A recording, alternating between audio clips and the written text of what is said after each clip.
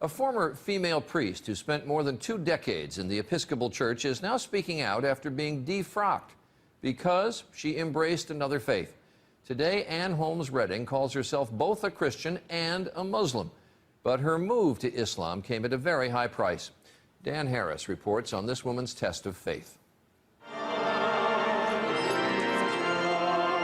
Ann Holmes Redding was an Episcopal priest for 25 years until a radical test of faith.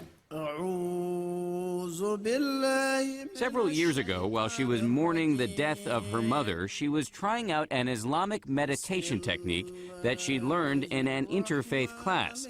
And that, she says, is when it happened.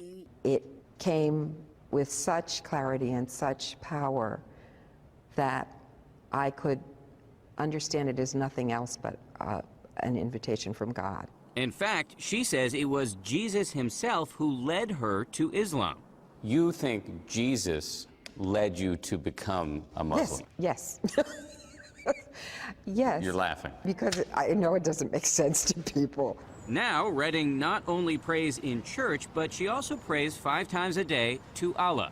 In Islam, Jesus is viewed as a prophet. Yes. Not as the Son of God.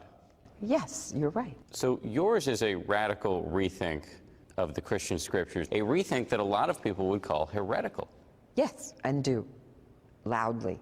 This spring, the Episcopal Church revoked Redding's right to be a priest. Being defrocked, I would imagine, was a pretty traumatic experience.